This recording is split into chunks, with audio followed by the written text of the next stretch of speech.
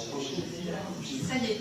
Bonjour, je me présente Noura Metouche et j'habite dans le Grand Est, donc je suis contente de rencontrer Charles de Courson. Pour revenir à tout à l'heure ce que vous disiez, monsieur, au sujet de la manière dont Charles de Courson conçoit et son groupe conçoivent la politique, moi je parlerais de pragmatisme éclairé. C'est de l'action, on critique souvent le pragmatisme, mais lorsqu'il est éclairé, c'est quelque chose de bien. Voilà. Et ensuite, je voulais rebondir sur ce que disait Monsieur Bolt, voilà, concernant la politique locale. Il a dit des choses vraiment très intéressantes, auxquelles on a déjà pensé en France, bien sûr. Vous avez cité la commune. Pour moi, la commune, c'est un seul et même fait social et politique qui regroupe toutes les communes, que ce soit à Marseille ou Paris ou ailleurs. Même s'il y a des différences et quelque peu de localisme chauvin parfois, mais bon, on reviendra dessus plus tard.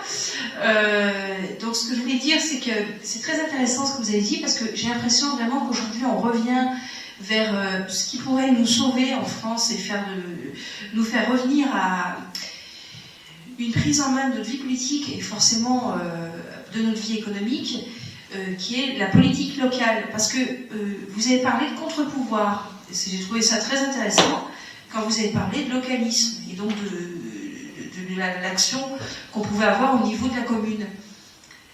Les contre-pouvoirs, jusqu'ici, en ce qu'on apprenait à l'école, en vie civique et de la primaire jusqu'au lycée, quand il y avait de l'apprentissage de la vie civique, c'est que les contre-pouvoirs, classiquement, dans une démocratie, c'est la presse. Ensuite, il y a l'opposition. Et ensuite, il y a le monde syndical. Moi, j'ai peut-être pas tout cité, hein. J'ai cité les trois principales qui me sont venues à l'esprit. Et qu'est-ce qu'on peut dire? C'est qu'il n'y a plus du tout de contre-pouvoir, puisqu'il n'y a plus de presse. Enfin, du moins, est-elle achetée, ou alors... Elle est d'accord. Ensuite, il n'y a pratiquement plus d'opposition, tant les partis politiques perdent de leur âme, parce que justement, il y a une fin des idéologies. Et puis ensuite, il y a...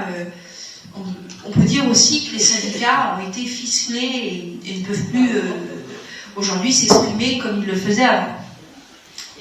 Et d'ailleurs, je remarquerai qu'ils sont très très instrumentalisés et ça va encore en s'aggravant. Et donc, il n'y a plus de contre-pouvoir. Donc, ce que vous dites, c'est vrai. Un des uniques contre-pouvoirs possibles, c'est la commune, c'est la politique locale. Et ça, c'est très important d'y penser. Et dans la perspective de futures lois d'amélioration ou de modernisation, de décentralisation, appelez-les comme vous voulez, je pense qu'il va falloir, c'est effectivement, une des thématiques principales qui devrait être à développer dans les années à venir.